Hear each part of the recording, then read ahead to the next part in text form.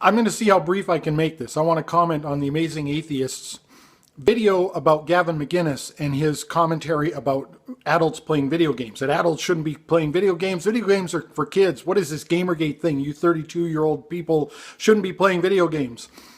And I actually like Gavin McGuinness. He's got a lot of flaws. He's got a lot of politics I don't agree with, but the guy's funny and I like kind of the way he carries himself sometimes. I can take and leave different parts of a person. I don't need to be fully invested in someone to enjoy the parts of them that I enjoy and to scoff and mock at the parts of them that I don't enjoy maybe.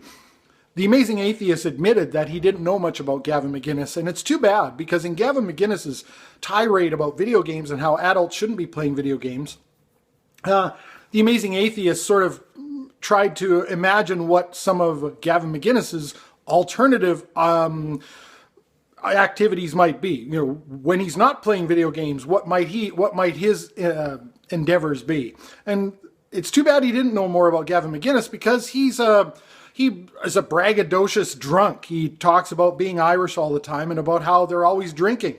He's got a TV show, a podcast, and he interviews different people, and I find those kind of interesting and entertaining. And he's always drinking, and he's always bragging about drinking. So that would have been a good alternative to talking about staring at his reflection in the mirror and counting backwards from 1,000 and that sort of thing. I mean, you know, I think whenever we talk about things that are just aesthetics, I think we have to be careful about judging other people's. I'm not a golfer, right? Judging other people's hobbies. I'm not really a golfer. I don't really see the merit in it. I've got friends who golf. I kind of refrain from making too many jokes about the golfing.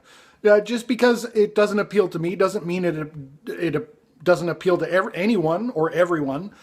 And it doesn't mean that it's not productive in terms of giving a person an escape, allowing them to change their focus from a lot of the drudgery and work-related things that most of us are thinking about from day to day.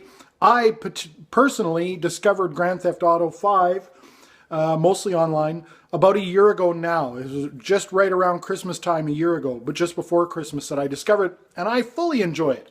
I enjoy it mostly now for the creative aspects. I've been working on making little machinima movies and creating a dossier around my online character that I created.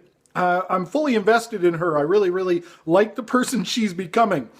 After a day in the shop, beating my head against the wall, working on vehicles that don't want to cooperate, and sometimes frustrating people who don't pick up their cars when they say they're going to, or show up late for appointments, or forget appointments, or parts that don't show up on time, etc., etc., and the regular everyday responsibilities that I have here on the acreage.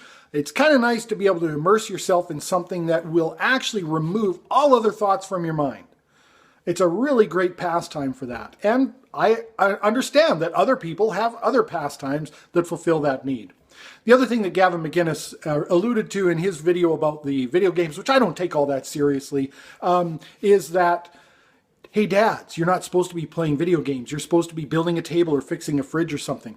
False dichotomy, dude. I'm probably one of the most handiest, self-contained individuals you will ever meet. I fix my own furnace. I fix my own fridge. I fix my own dryer. I fix cars for a living.